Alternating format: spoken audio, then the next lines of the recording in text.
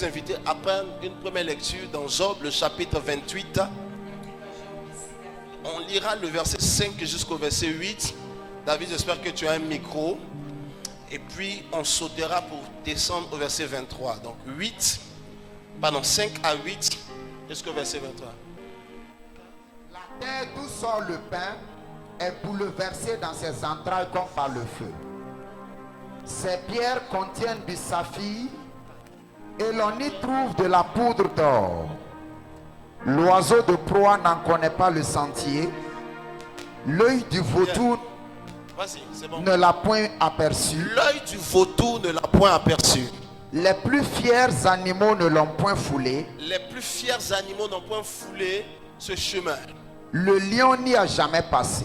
Le lion, en dépit de sa stature et de sa majesté et de sa capacité, n'a jamais pu fouler de son pied ce chemin dont il est question. C'est Dieu qui en sait le chemin. C'est Dieu qui en sait le chemin. C'est lui qui en connaît la demeure. Et c'est lui qui en connaît la demeure. Amen. Amen. Oui, on peut s'arrêter là, merci. Alléluia. Dans le texte que nous lisons, il y a une description que Job est en train de faire. Et il est en train d'exposer un chemin. Mais il est en train de dire des choses si mystérieuses et si glorieuses en rapport avec ce chemin. En exprimant le fait que les animaux qui existent et qui sont les plus majestueux, qui sont les plus aptes à parcourir tous les espaces et tous les recoins du monde, il expose que ces animaux n'ont pas été privilégiés de pouvoir marcher sur ce chemin. Il parlera du lion pour exprimer et pour manifester la royauté et la capacité et la force, la violence.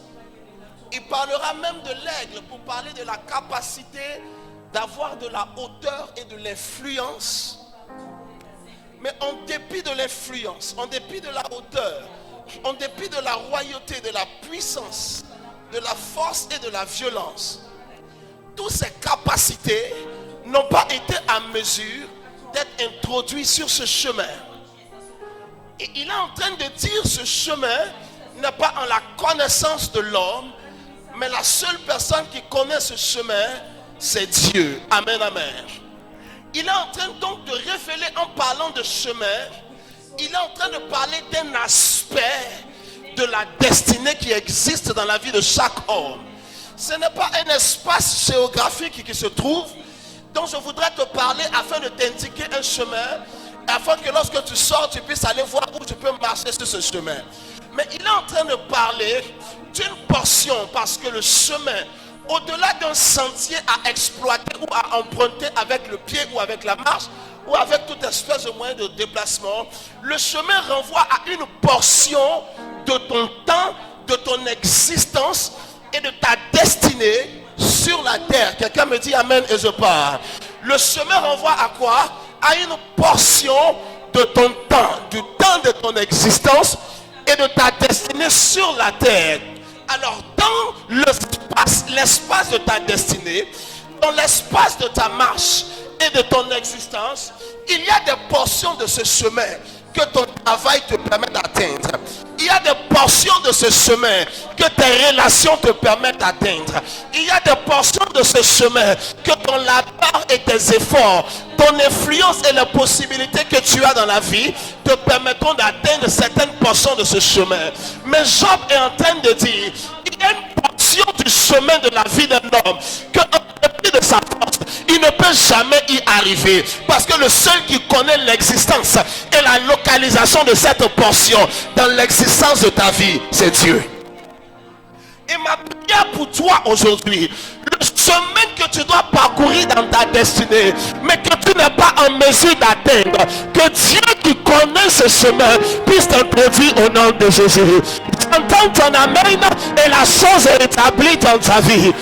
Assieds-toi que je parle. Qu'est-ce que peut représenter cette portion de chemin? Cette portion de chemin peut représenter la dimension de l'épanouissement de ton enfantement. Cette portion du chemin peut représenter la dimension d'accomplissement accomplissement et de succès majeur que tu n'as jamais été en mesure d'accomplir. Une femme s'appelait Anne. Dans la mesure qu'elle pouvait, dans son chemin avancé, elle a réussi à avoir un homme qui l'aimait. Elle a réussi à avoir un homme qui prenait soin d'elle. Toutes ces choses étaient en son pouvoir. Mais il y a une seule portion de son chemin que cette femme n'avait jamais réussi à atteindre. Ok, il n'y a que ses rêves qui partaient. Il n'y avait que ses désirs qui passaient. Mais ses pieds n'ont jamais pu fouler ce sol-là. Elle n'a jamais pu l'expérimenter. Quel était ce chemin? C'était le chemin de son enfantement. Elle avait déjà réussi dans le chemin de son mariage. Elle avait déjà réussi dans le chemin du succès, de la prospérité. Son mari lui donnait énormément de bonnes choses. Mais il y a une seule portion de son chemin qu'elle n'a jamais pu franchir. Mon micro est bizarre, je ne sais pas si c'est moi ceux qui constate ou si vous avez le même constat que moi les gars. Et cette portion du chemin, c'était son enfantement. Son mari l'aimait, mais il ne connaissait pas comment lui montrer la route de ce chemin. Elle était sage et intelligente, elle était spirituelle, mais elle ne connaissait pas comment franchir cette portion de son chemin. Job a dit, le seul qui connaît ce chemin, c'est Dieu. Alléluia. Pour elle de découvrir cette portion du chemin de son existence, qu'elle n'avait jamais pu découvrir, il fallait que Dieu vienne pour révéler ce chemin. Elle s'est retrouvée un jour dans le temple à Shiloh. Et alors que tout le monde finissait d'adorer et partait, elle était encore assise, en train d'espérer rentrer dans ce chemin, en train de désirer entrer dans ce chemin, jusqu'à ce que le sacrificateur Élie arrive. Et voici la phrase qu'il lui dira. Il lui dira que Dieu t'accorde ce que ton cœur désire. Ma Bible dit ce jour, le visage de cette femme ne fut plus jamais le même. Pour quelle raison? Peu de temps après, elle conçut un enfant appelé Samuel. Le chemin existait, mais elle ne le connaissait pas. Jusqu'à ce qu'un homme dans le sacerdoce arrive pour dire le chemin que tu pleures pour cela aujourd'hui, que Dieu t'emmène à ce chemin. Et lorsque cette femme est partie, ce chemin où elle a rêvé, elle a pu y arriver. Je ne sais pas quel est le chemin sur lequel tu rêves. Je ne sais pas quelle est la portion de ta vie que tes efforts n'ont jamais permis que tu puisses franchir. Mais après ce soir, je suis venu déclarer par l'Esprit de Dieu, tu marcheras sur ce chemin au nom de Jésus. Oh oh, tu marcheras sur ce chemin au nom de Jésus. Si ton père n'y a jamais marché, toi tu marcheras. Si ta génération n'y a jamais marché, toi tu marcheras. Si tes amis n'y ont jamais marché, toi tu marcheras. Si tes collègues n'y ont jamais marché, toi tu marcheras. Si tes frères, tes soeurs, tes supérieurs n'y ont jamais marché, toi tu marcheras. Peut-être le lion avec sa puissance n'a jamais franchi ce chemin. Mais moi, regarde, le lion n'a pas pu marcher parce qu'il est capable de marcher dans plusieurs endroits. Mais sa capacité ne lui a pas permis. Là où les forts et les rois n'ont pas pu marcher, la main de Dieu te fera marcher là-bas. Ya. Si tu m'avais dit un amen fort, je devais me déployer. Je veux marcher sur ce chemin. Aide-moi s'il te plaît. Papa, si les lions ne sont pas capables de marcher, comment moi qui ne suis même pas le fils d'un lion, je peux marcher? Si mon père n'a jamais pu marcher dans cette dimension, comment est-ce que moi je pourrais y marcher? Si l'aigle qui survole les nations, l'aigle qui a une capacité de vision périphérique, qui peut se porter avec précision jusqu'à 15 km, il n'a pas pu voir ce chemin. Comment est-ce que je peux y arriver? Comment est-ce que je peux marcher? Le chemin existe, mais je souffre parce que je ne connais pas la route de ce chemin. Le chemin existe, mais je suis malheureux parce que je ne connais pas la route du chemin. Israël n'avait jamais su, aucun scientifique, aucun spécialiste de la nature ne leur avait jamais instruit qu'au milieu de la mer Rouge, il y avait un chemin qui passait à l'intérieur. Il y a un seul qui savait, il s'appelle l'Éternel. Alléluia. Là où tu es, c'est comme s'il n'y a pas de chemin, mais il connaît les chemins cachés. Aïe. Là où tu es, c'est comme s'il n'y a pas d'issue, mais il connaît le passage invisible à l'œil des hommes. Regarde, il y a des passages qui existent que même Satan ne connaît pas. Si Satan savait que Dieu, en permettant à Ruth de perdre son mari et d'aller travailler dans la brousse pour ramasser les miettes qui tombaient, et que cette chose qui semblait être une humiliation allait la permettre de devenir la grand-mère de Jésus, Satan ne l'avait jamais laissé aller dans ce chemin. Il y a des chemins que Dieu connaît, que Lucifer ne connaît pas. Lucifer se promène sur la terre. Quand il a apparu devant Dieu, Dieu lui a dit, d'où viens-tu? Il dit, je viens de parcourir la terre et de m'y promener. Il se promène sur la terre. Mais il y a des chemins secrets de Dieu que personne ne connaît. Les chemins de Dieu sont camouflés. Les lions, les lions ne connaissent pas ce chemin. Les aigles ne connaissent pas le chemin. Personne ne savait que dans la mer, Dieu avait caché une route. Il y avait une route secrète dans la mer. Aucun, même Satan ne savait pas. Si Satan savait, il n'allait jamais laisser Pharaon aller là-bas. Là où les gens t'ont abandonné, Dieu est en train de débloquer le chemin. Là où les gens t'ont laissé tomber, Dieu est en train de débloquer le chemin.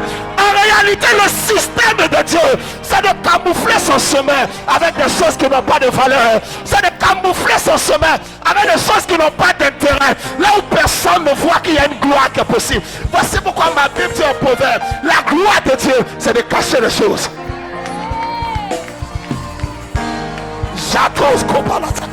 Il y a un chemin que Dieu cache. Mais je suis venu par le prophétique sur ma vie. En ma qualité de prophète de l'Éternel, déclarer que le chemin caché soit révélé pour toi au nom de Jésus.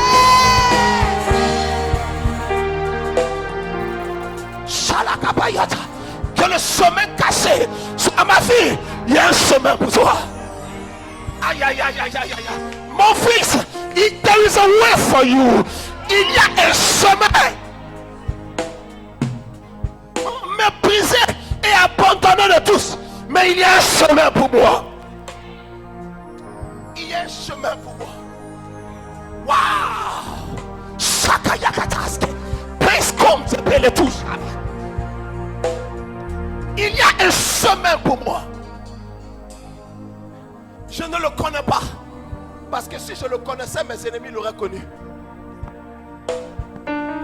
Il y a des choses que Dieu prophétise. C'est les informations générales. Mais il y a des choses qu'aucune prophétie ne va te révéler. Aucune prophétie. Dieu m'a révélé que j'allais parcourir les nations. Et que j'allais avoir de l'influence sur le monde. Je suis sur le chemin de cette chose. Il m'a dit ça, tout le monde l'a entendu. Il a dit parfois dans les circonstances publiques, avec différents grands hommes de Dieu. Mais il y a des choses qu'il ne m'a jamais dit. Parce que tout ce que tu es au courant, tes ennemis aussi sont au courant. C'est quoi parfois tu dis Seigneur, qu'est-ce que tu dis? Il ne dit rien. Parce que si tu sais, toi-même ta bouche tu vas gâter.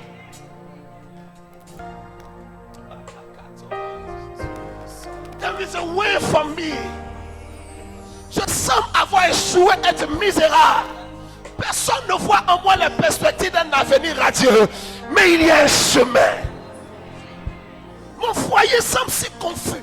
C'est bizarre, je commence à regretter. Je commence à craindre le futur. Regarde, ne permets jamais à ton présent de te donner la prophétie de ton futur. Jamais. Ne permets jamais à ton présent de te donner la prophétie de ton futur. Vous dites, c'est comme ça aujourd'hui, comment ça sera demain? Ça peut être bizarre aujourd'hui et demain ça sera exceptionnel. Le vocabulaire et la sagesse des hommes disent le commencement détermina. Mais dans l'économie de Dieu, c'est la fin qui détermine le commencement. Pourquoi? Parce que dans le système opérationnel de Dieu, il finit avant de commencer. Tout ce que Dieu commence, il a déjà terminé. C'est mystérieux. Mais le système architectural est un exemple. Tout architecte brillant, intelligent, a fini le plan et la réalisation en maquette avant d'aller commencer à creuser les fondations sur le terrain. Ce qu'il est en train de commencer à faire sur le terrain est simplement la concrétisation de quelque chose qui a déjà été fini de conceptualiser et qui a déjà été rendu parfait, qui a été validé. Alors, il commence. C'est parce que je dois finir bien que je commence mal, justement. C'est parce que je dois finir grand que je commence petit, justement. Dans l'économie de Dieu, tout ce qui commence grand finit petit. Et tout ce qui commence petit finit grand. Adam le premier a commencé, était grand, il a fini petit. Adam le second, il a commencé étant bébé dans une crèche, il a fini comme le roi des rois, il a fini comme le seigneur des seigneurs. Voici pourquoi dans l'économie de Dieu, il dit c'est les derniers qui deviendront les premiers et les premiers deviendront les derniers. Mais faites attention, il n'a pas dit les derniers dans l'économie de Dieu, les derniers ce ne sont pas les médiocres. Fais attention. Parce que quelqu'un pense que quand on dit le dernier, ça veut dire que tu n'as rien foutu en classe, tu es parmi les derniers, tu ne fais rien. Et puis maintenant quand on vient te demander qu'est-ce qui se passe, tu as dit les derniers. Les derniers dont tu parles, ce n'est pas les médiocres, ce n'est pas les vauriens. Les derniers, le terme dernier, le mot dernier, étymologiquement, ça veut dire séparé, ça veut dire mis à part. Pendant que tout le monde va sur le grand chemin, et ils sont mis à part. Regarde, je vais te donner un exemple pratique. Daniel est arrivé à Babylone, il était le dernier. Pourquoi? Tout le monde mangeait à la table du roi, lui mangeait les légumes, il était le dernier. Tout le monde allait voir le roi avec les vêtements royaux, lui il était enfermé en train de prier, il était le dernier. Tout le monde avait la faveur du gouvernement, eux ils cherchaient la faveur de Dieu, ils étaient les derniers, mais ils étaient les plus excellents dans la présence de Dieu. Quand le temps de Dieu est arrivé, il les a pris de la place des derniers, il les a emmenés à la place des premiers. Écoute-moi, il y a un chemin. Les gens vont te dire ça, continue de le suivre. Les gens vont te dire tu perds ton temps, continue de le suivre. Ta génération pourrait se moquer de toi, continue de le suivre. Les gens pourraient dire oh écoute c'est vous qui êtes seul, nous on fait ceci, cela et on avance. Écoute-moi, continue de le suivre. Les douleurs de la vie pourraient t'arrêter et te stopper, continue de le suivre. Le manque d'argent dans ta poche pourrait te dire écoute si tu ne te cherches pas tu vas mourir. Continue de le suivre, ne laisse rien te stopper. C'est lui qui connaît le chemin. Israël ne bougeait pas dans le désert tant que Dieu ne bougeait pas. Tant que la colonne n'avançait pas, Israël n'avançait pas.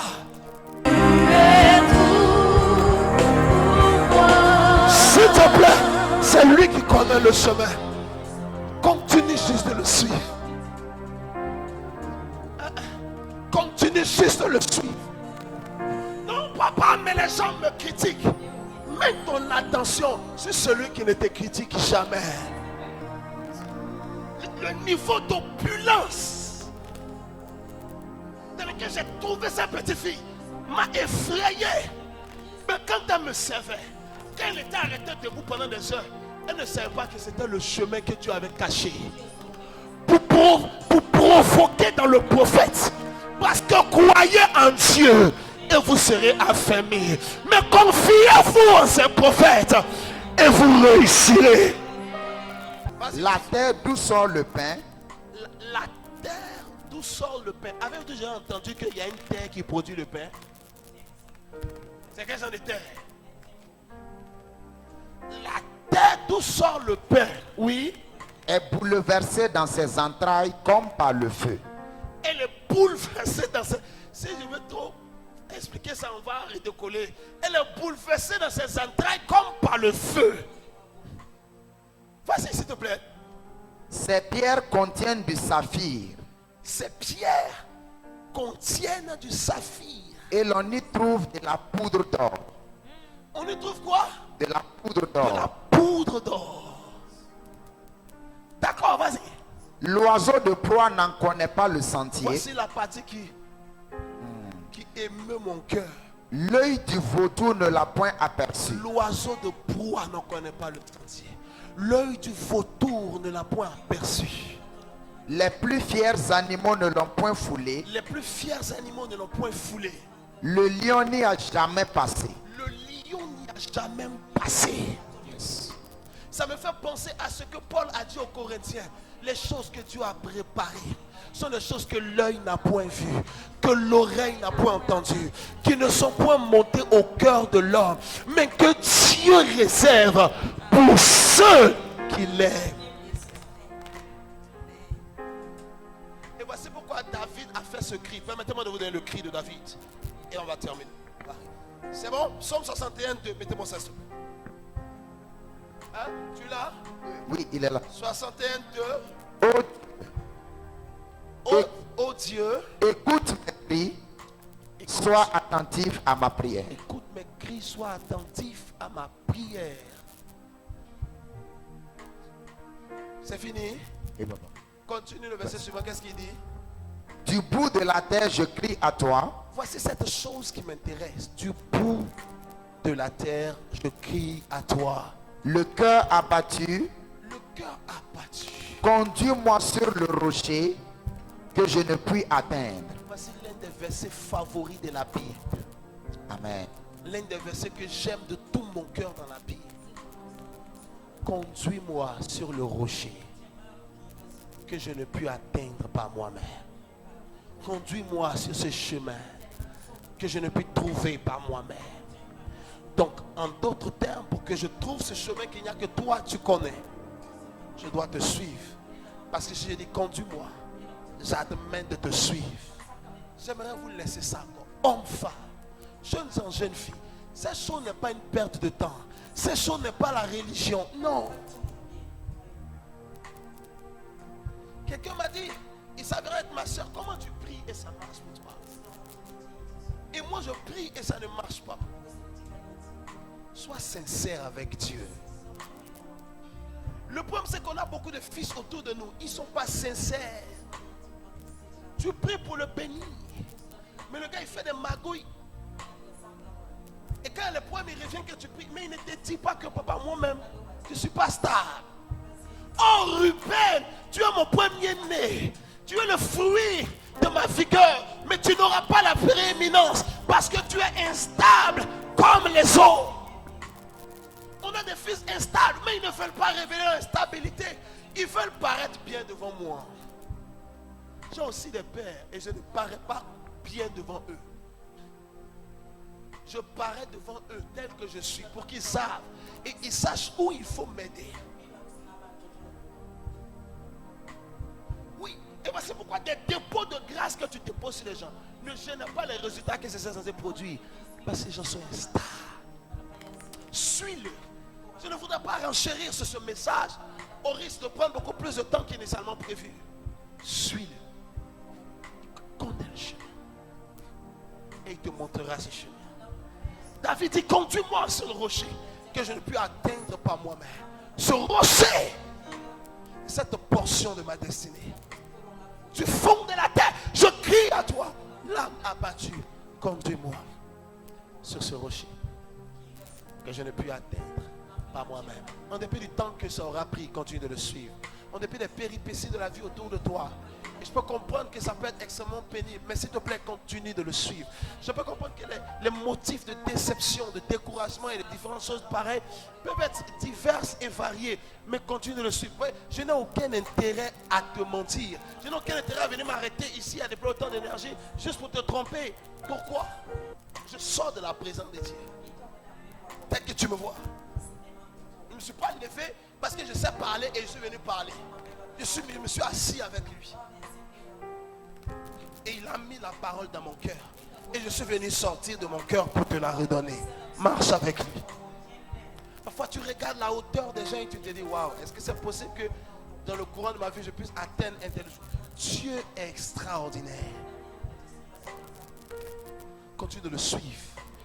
Le suivre implique ta fidélité, ta constance, ta persévérance. Implique ta sincérité. Implique ta croissance et ton engagement à croître, à le chercher, à le connaître. D'où la raison pour laquelle je parle dans cette saison, la quête de Dieu. Le suivre implique le travail que tu fais pour te laisser façonner par lui. Continue de le suivre. T'amènes à Galilée. Encore un peu de temps. Le monde va parler de ce qui est en train d'arriver au milieu de nous. Encore un peu de temps. Notre génération dans tous les continents viendra en pèlerinage pour voir ce que Jésus est en train de faire au milieu de nous. Je vous parle et c'est valable pour chacun d'entre nous. Je n'ai aucun intérêt à te tromper. Il y a une destinée, mais ce chemin, il n'y a que lui qui le connaît. Continue de le suivre. La première personne qui se tient debout et me donne un amen fort.